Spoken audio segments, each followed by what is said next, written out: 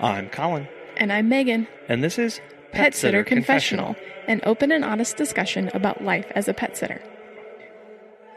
Welcome back to another special episode on this Friday. We are recording this March 22nd, so I'm sure a lot of things are going to change. A lot of pet sitters have been impacted globally, and another industry that is impacted has been travel house sitting, especially internationally. So Kelly Hayes-Raitt has been so gracious in coming on today in the midst of all of this to talk about how this has changed the industry and some of her thoughts and what's going on globally, and hopefully giving us a different perspective on how things are changing and just the pace that things are happening. So Kelly, thank you so much for coming on, and we all hope that you're doing well and staying safe. Oh, Colin, thanks. It's a delight to be here. I'm self-isolating. I'm bored to tears. I'm so glad to have something constructive to do. Thank you, thank you, thank you. You're very welcome. It's very good to hear your voice. So I'm in London right now, and I had been here before the coronavirus outbreak started in China with house sits that I was planning on doing and house sits around the Adriatic Sea that I was planning on doing. So for the month of April, for example, I was going to be spending time in Montenegro, taking care of a cat and a dog, while the homeowner, who's a teacher, was on break and she would be traveling.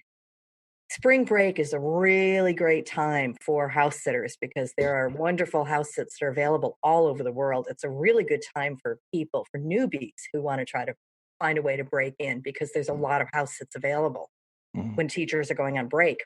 So I was very excited that I had set this up in this house sit in Montenegro. In fact, I'd had it set up since December. I had it scheduled since then. Mm-hmm. So I was here in London and planning on flying from London to Montenegro. And coronavirus broke out. And when it hit Italy, the homeowner in Montenegro contacted me. Her travel plans had been to go to a family reunion in Milan, Italy. So that, of course, was canceled. So yeah. she was scrambling, trying to figure out what she would be doing next. And she invited me to come. She said I could still come, but her place is small. She only has a 1-bedroom flat with a dog and a cat. So she said, I don't know if you'll be able to stay here the whole time. And for me, that was just a little too uncertain in terms of where I would be staying. So I decided not to go to there. And she was fine with that. I mean, that was a conclusion that we both came to. So I decided to stay in London. Now, the flip side of this is that homeowners in London who were planning on traveling in March and April, their house sitters are not able to arrive from other countries. So my being here in London meant that I had a distinct advantage in getting those house sitting assignments because I was here locally and there wouldn't be that problem. So I picked up 2 other house sitting assignments for the month of March. So the beginning of March, for the first 2 weeks in March, I was house sitting in North London for a couple that was going to Japan to run the Tokyo Marathon, which got canceled the week before their trip. So that put that house sit in jeopardy, but they decided to go ahead and take the trip anyway, because it was a trip of a lifetime. They'd already paid for everything and they went. So, but what I did was I made sure I didn't schedule back-to-back house sits. I gave myself a couple of days of cushion after that house sit in case they got stuck and couldn't make it back. I wanted to, provide that opportunity to just, help them out if they needed it. Sure. But they went, they had an okay time. They said everything was closed. It was like Japan was like a ghost town. But they did get around and they came back on time. So then it was going to be another 2 days before I started my next house sit, which was also in Northwest London. In the meantime, I spent 2 nights with my new British beau and his 2 children, blossoming relationship. John had been feeling kind of a little run down. So I spent 2 nights there figuring I could help with the kids and grocery shop and, let him have his sleep and recuperate. I had a fever while he was getting over the fever, but we didn't believe he had coronavirus because he didn't have any of the other symptoms. So the day I was to go to my next house sit, he got a text from the school that went out to all parents that said anyone experiencing a fever or a cough must self-isolate, which is the term that's being used here in the UK, must self-isolate for 14 days from the beginning of the symptoms. And that included everybody else in the household. Oh my goodness. So now I was on lockdown for another 6 days with this man, I know, but not super well, certainly not enough to live with, and his 2 kids who were quite angry at being stuck and not being able to go to school and not being given their electronics so they couldn't sit on their laptop and their phones all day long. So that was a really interesting. What's the Chinese term? We live in interesting times. Yeah. Okay. Yes. So this was an interesting week, to say the least. It was one of the most challenging weeks I've ever had. It ended yesterday. Yeah. Okay. So you were able. So that quarantine period was lifted, and everybody's okay. And at this point. Yeah. Oh, health wise, everybody's fine. I mean, Okay. John had something. We don't know what he had, but it wasn't coronavirus. But nevertheless, he stayed home, and it was helpful to have another adult there to help with the kids. Single dad, and I was glad I could help. And it was interesting because it meant everybody had to do a lot of readjusting. Yeah, that's probably the biggest word for the month of March is readjusting. Maybe just the first of 2020, maybe the whole year is readjusting to what is very likely, a new normal. I hope not, but there's so much in the air, and just hearing your story of this domino effect of cancellations, and how you were thankfully able to find other opportunities in the area that you were, and kind of almost make the best of the situation that you could. That's what we're, the same boat that everybody's in right now, is just kind of making the best of the situation that we're in.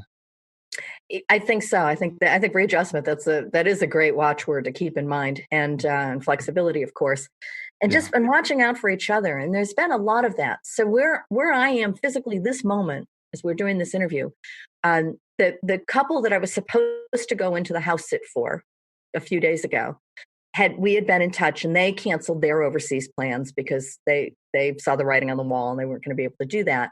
But they said, we'll probably travel domestically, somewhere within the UK. Come anyway.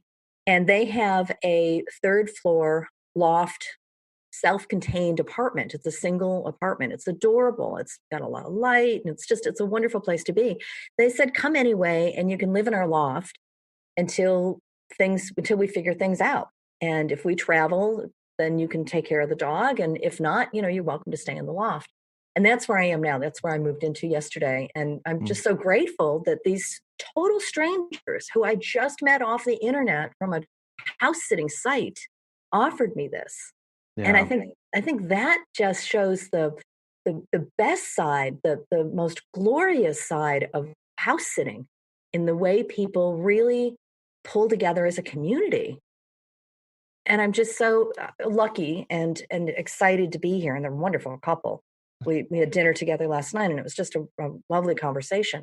So I feel extremely lucky. But I know that there are other house sitters in other parts of the world who are stranded and having trouble figuring out where to go and how to regroup. I was interested to hear kind of, you're plugged into that community a lot more than I think the average person. So how are other house sitters dealing with this, coping with this, and what's the kind of the light at the end of the tunnel that everyone keeps looking for? Other than for this to all just go away.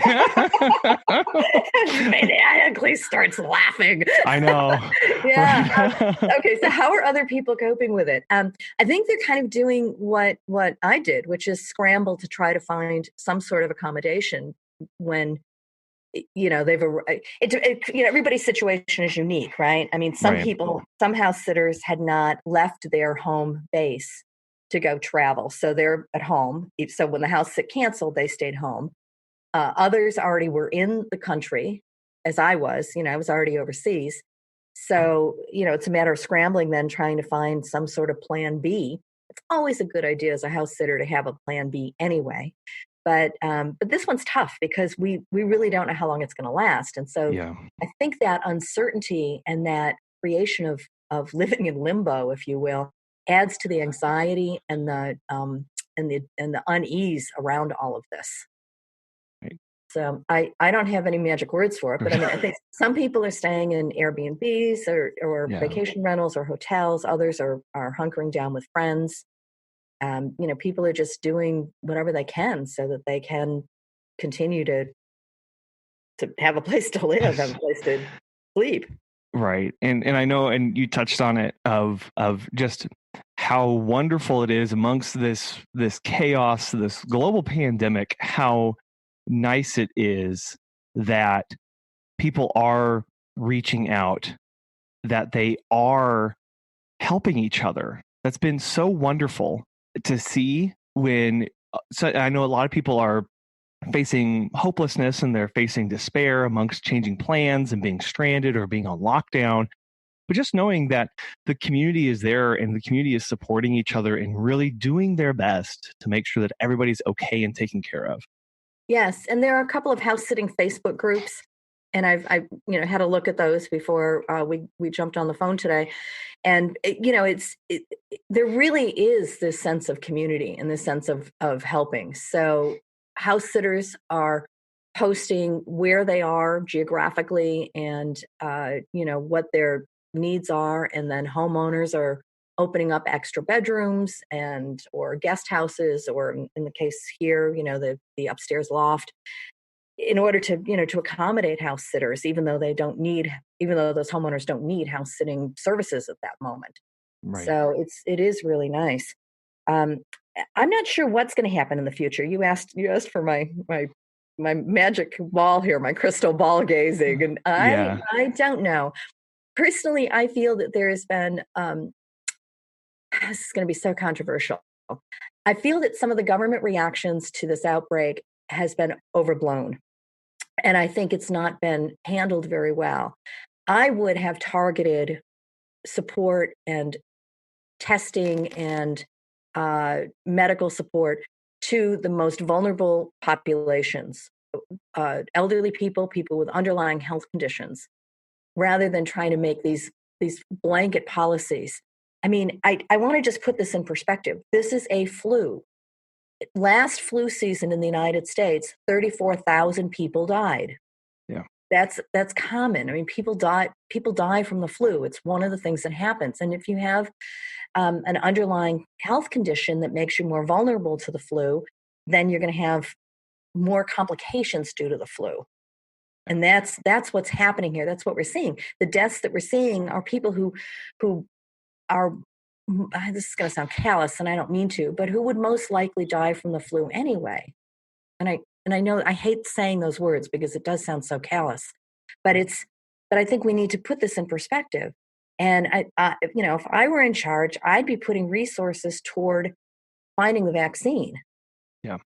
Rather than making these large blanket statements. I'm very concerned about the hospitality and the travel industries and the long-term impact the economic pandemic is going to have on those two industries. I mean, we're seeing struggling airlines already talking about going under. Mhm. And we've got a lot of minimum wage workers work in the hospitality and travel industry, and there's no safety net for them. The Disneyland closes. What happens to all of those thousands of minimum wage employees, and how do they make their rent this month? Yeah, and it not just directly those workers, but all of the businesses that have built up around all of these travel locations that help support the travel industry. So, as you mentioned, not just the airlines, but the shops and the restaurants and the clothing outlets and all of those things that go into support people being there while traveling. This ripple effect continuously moving through. And the flatten the curve idea of you can flatten the curve as much as you want, but if you don't spend time raising the capacity of that line for medical capacity, you're not doing as much good as you think you're doing. And so Excellent point. it radically ramping up production of ICU beds and ventilators and targeting the most vulnerable people.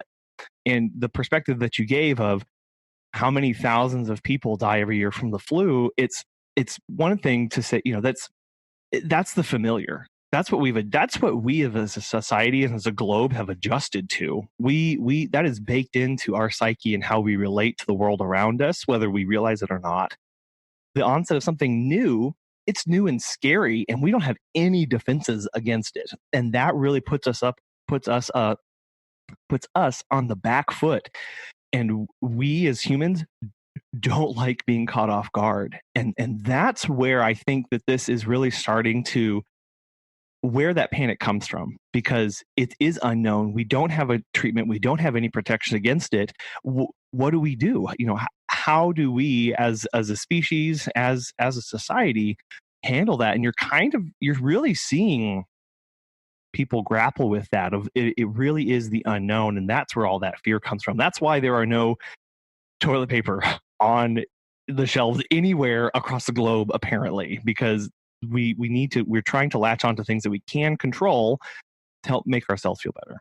Yes, I agree with that. And, but the other thing that I want to mention is that we do need to remember that this coronavirus flu, first of all, coronavirus has been around since the 60s.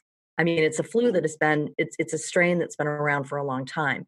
So it's not something that's this, new and scary thing, although it feels that way because nobody's ever talked about it before. So, it's new and scary to our experience, right? Right. And it also is one of the less deadly flus. When we look at the more recent pandemics, SARS in 2006, I think it was, and MERS that was in 2012. MERS was the Middle East Respiratory System. SARS, I forgot what that even stood for. But SARS death rate was something like, 12 or 11%, 11 or 12%. MERS was like 34%. Right. And coronavirus is at 4%.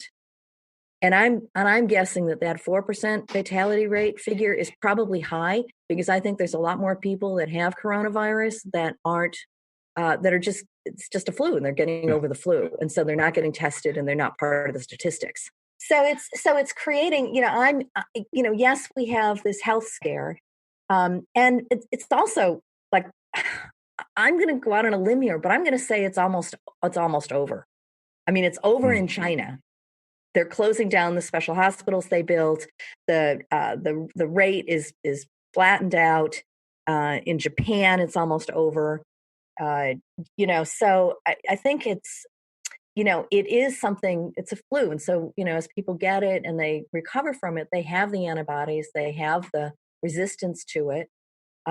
There's new scientific breakthroughs happening as we speak. I mean, it's just incredible. They've isolated the genes. They think they may have a vaccine, and it's being tested now. I mean, there's all kinds of positive news coming out that just can't filter through the onslaught of negative news. I Googled coronavirus the other day. There were 5 billion coronavirus stories on the internet. What? Oh my billion. God. I mean, it's like, and no wonder we're all upset and concerned about this, because it's really hard to get away from the fearful headlines. Right. Now on that, I listen to you and I love the attitude that you're approaching with this kind of this cautious optimism, or even just pure optimism at this point. Unbelievable. And that's fun. And I love that because as you mentioned, like when the whole globe has basically bending its will to one singular focus, things are going to happen a lot faster. Breakthroughs are going to happen a lot faster. Help is going to come a lot faster. When this is the singular, we've taken the eyes off of everything else we were worried about as a globe and focused it on this one singular topic. That's good. When humanity's working together, good things happen. That's very true. That's very true. And and I think we'll see more people doing, virtual remote work and virtual meetings and things like that. I mean, we've already that trend has been around for quite a while now. It's not a new trend, but I'm seeing older people doing it now, people who are kind of technology adverse. Mm-hmm. They're now figuring out how to do group Zoom meetings on their cell phones, Yeah. and doing more virtual kinds of things. And I think there's an upside and a downside to that. I mean, the downside, of course, is that you don't have the human interaction as much, but I think we'll get that back. But the upside of that is that it's really an opportunity then to stay more connected with people and to be more interconnected with people who are in other parts of the world and in other cultures. And I think that's always a positive thing when we have an opportunity to expand those kinds of connections. Yeah, the term that's being thrown around of social distancing, I Mhm.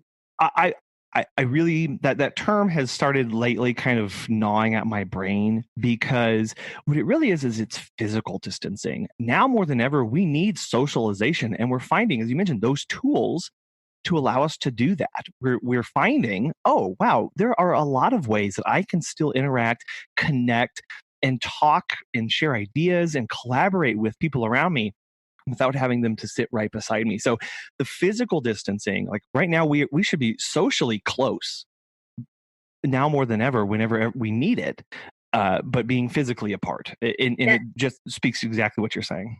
that's a great point, Colleen. You should do that as like an op-ed article or an article to put up on medium.com or something, because that's a really important point. Thank you. I know so many people who are feeling absolutely alone, where they used to interact with a bunch of people, or they were interacting with dogs, or they were going out and traveling and seeing all these sights and things, and now they're being forced to sit in a room all by themselves. But that Yes. last Yeah. but that last part's not true, because you're not really alone. There's so many opportunities and options to connect with people. It's new and different, and it's not the way we used to, but it still allows for you to talk with people and share your concerns, and you and I have talked about that before, of using technology to continue to connect and socialize. That is a way of socializing.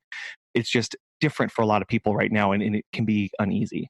Yes, absolutely. And, I mean, I think the challenge is going to be for people who are forced to live together who weren't intending to live together. Right. School age children, home full time. It's not weekends. It's not a vacation. It's, you got to do Hmm. school stuff. And all of a sudden, parents are forced to be in a position where they're homeschooling, which means they can't get their own work done. I didn't get anything done last week when I was with my boyfriend and his kids, because I was we split the kids up. I took the younger son and I was with him all day long, one on one, doing activities and learning things with him. Hmm. And it's it, it was great because we bonded a lot. And so on one hand, it was really an extraordinary experience for me, a single woman who's been single all her life, never lived with anybody, to suddenly be thrown in with this sick man and his kids. And like I said, it was an adjustment for everyone. But there were some positive things that came out of it. I mean, I'm certainly Hmm. closer with that family now than I was. And so, it's and the kids had a different experience too. I mean, they had to deal with their anger at their dad for getting sick, and they had to deal with their disappointment of not being with their friends and not being able to go to dance class and music class and all these other things. And that's a tough thing for kids. Very tough. Yeah. Trying to explain to them what's going on, and it's a very confusing time for adults, let alone kids that are in the house. But what you're that idea of, oh, I can't go out, so I'm in and I'm with somebody. Let's say, for that example of I have my family with me. Thankfully, you have family or friends around you. Let's start investing in each other then, and let's start. Really, we all used to talk about how busy we were and we couldn't spend time with anybody. Well, guess what? Now we have all the time to interact with people in our own house, and to talk with them about their fears and come together. We mentioned a community coming together. Well, if you have people in your house, what a better way to get through this than by investing in each other that are there, taking care of each other's needs, and maybe learning something about yourself and others along the way. Exactly, exactly. So I hope I'll put my crystal ball back into work here. Um, I hope that what happens in the future is that we go back to traveling. We recognize how really small this world is, if a virus can travel that quickly, we can travel too. And we can still meet people and still experience new things and still help each other out. And I think, that the house sitting homeowner relationship, I think, has just become much more important. And we recognize how critical that codependency in all the right ways is. Yeah, and that moves into a topic that I was interested in hearing your take on. Is right now we're in the thick of it, and we're hopefully seeing a light where there may be more of a better normal, maybe back to a previous normalcy. But long term and moving forward, I'm curious how you mentioned that we will continue to travel. In what other ways do you think travel pet sitting and travel house sitting as an industry is going to change because of this? Well, I think for a little while, we'll probably see people spending more time traveling domestically. Mm. That instead of taking the chance on, there's both the health aspect and the economic aspect. So right now, countries are on lockdown, so you can't get in. But once that lockdown is raised, there's going to be a lot of struggling, restaurants and hotels and vacation rentals and people that we want to support. Mm.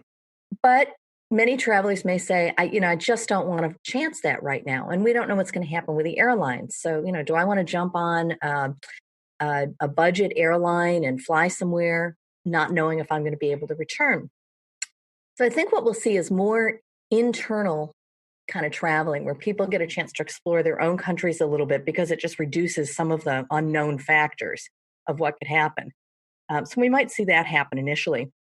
If prices really drop in order to try to attract people to come back to some of the major tourist areas, we might just see a lot of travel happening, this at the end of this summer or the beginning of the fall, once this thing all blows over. And I hope I'm not being too optimistic there, thinking that it's going to blow over that quickly, but I do. I think we're going to have, I love science, and I think we're going to have an answer to this real quickly. Yeah. One of the things I've been trying to wrap my head around is how this changes our social interactions as we travel. Right now the entire globe is telling you groups bad, isolation good. And is that something that you think will stick as a society, as traveling house sitters, of this weird caution of avoiding groups, or do you think there'll be a pretty quick rebound from that kind of mentality?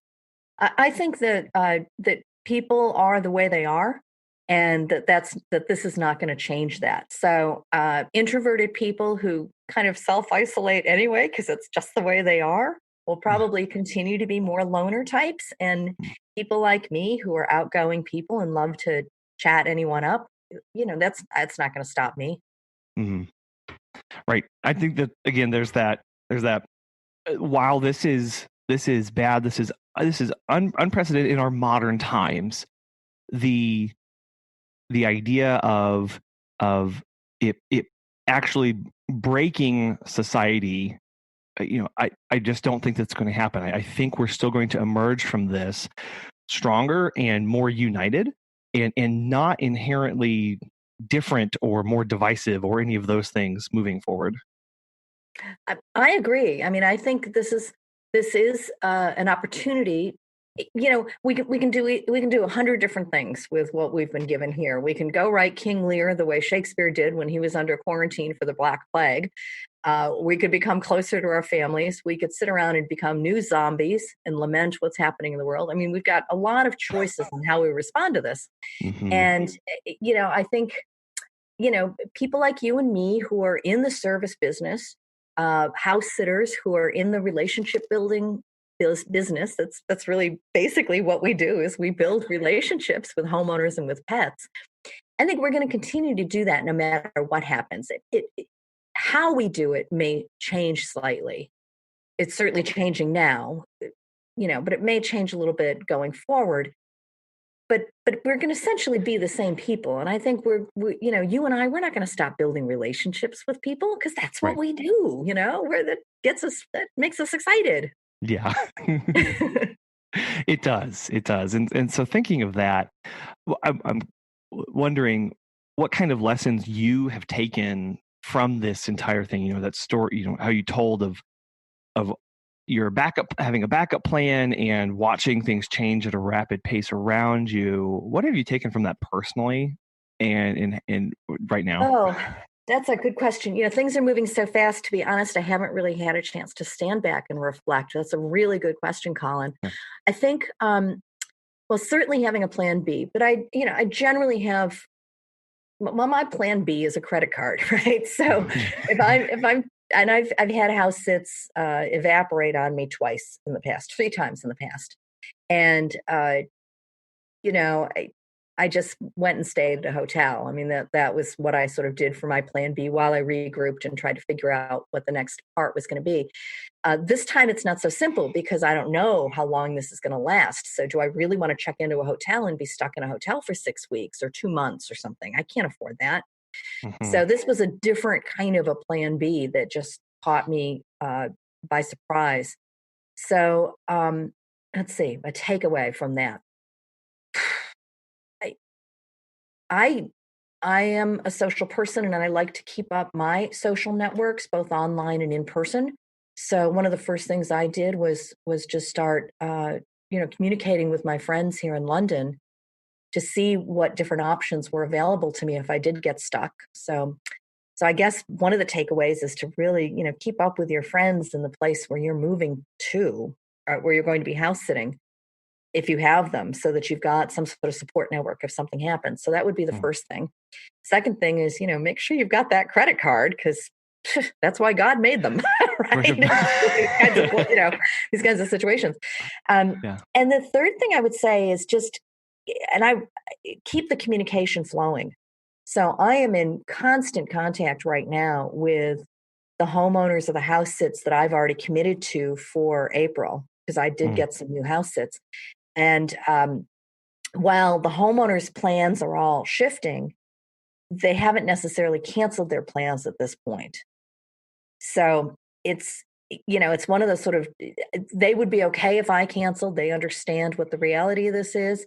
But I also am in a position where I can do those house sits locally here in London, right, if they move forward with it. So the communication and keeping the communication open, I think, is really important. Being totally honest and upfront with what you can do, what you're able to do, what's happening with you health-wise, for both sides. So, for example, when I was on lockdown with my boyfriend and his kids, and I was supposed to come to this house sit, I was really upfront with the people, and I said, here's what's happening. John has a fever. I don't. We are on lockdown for the next 6 days. We have 6 days remaining in this lockdown. And, what would you like me to do? And the couple thought about it, and they said, we want to wait until you're done with the lockdown, and then you can come here. But, we're all social distancing. And so we will keep our distance from you. And I said, that's fine. So I think honoring everybody's responses to this is important, and to try not to be judgmental about how they're responding to it, which can be tough because, people get stranded. And I'm just so grateful that this couple here, even though, they're nervous about coronavirus and concerned about it, they're still allowing me to be here, and we're just respecting each other's boundaries. I'm respecting their wishes on that.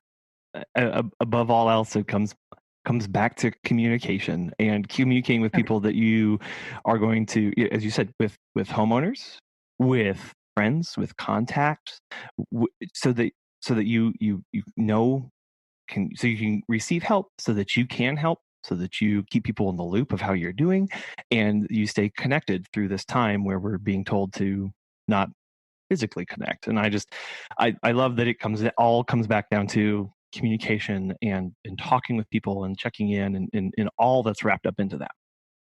Exactly. I think that's really important. Now, I'll tell you what would be a real pandemic for me is if the global internet went down.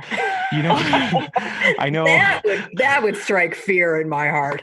I know several countries were reaching out to all the streaming industries, Netflix, Hulu, Disney, and what others internationally, of asking them to decrease the resolution of movies to take them from 4K or 1080 and drop them down so that there would be enough bandwidth for all of these people. So yeah, that was Oh, interesting. That makes a lot of sense. yeah, because you have millions. I just saw a stat as of yesterday, upwards of 1 billion people are now being told to stay in their homes globally, and they are all on the internet, and that is quite a strain on that.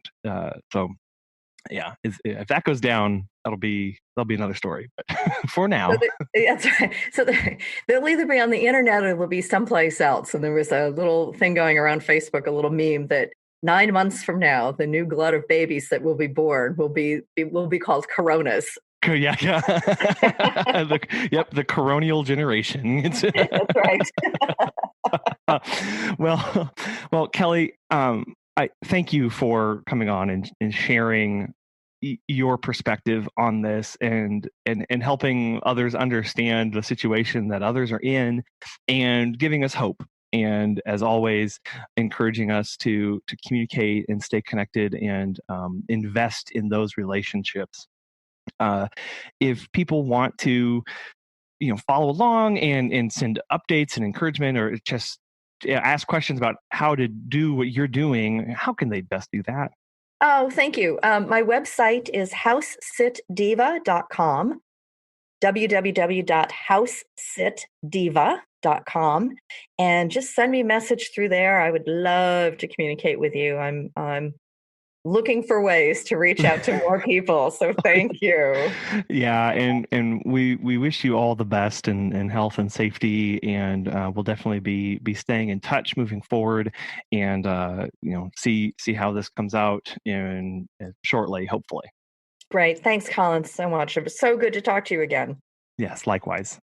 Since recording this interview with Kelly, Britain has gone on a further level of lockdown where there are no more groups of 2 to be seen in public and several other things.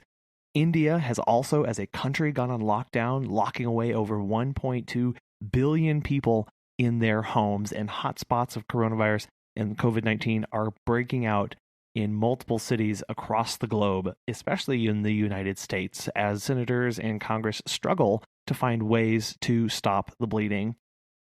The one takeaway from Kelly is that there is hope out there, that there are people working, that there is work being done as a society, as the globe, to focus all of our energy, all of our technology and science to do something about this. That should give us all hope. And as we all work together to encourage one another and help each other along the way, there will be a light at the end of this tunnel. But how are you doing? If you would like to share your story and tell everybody about how you are coping with this and ways that you are dealing with being under self-isolation, quarantine, or shelter in place, or whatever term you want to use, email us at feedback@petsitterconfessional.com. Join our Facebook group, Sitter Confessionals, and share your story there as well. We'll all talk to you again soon.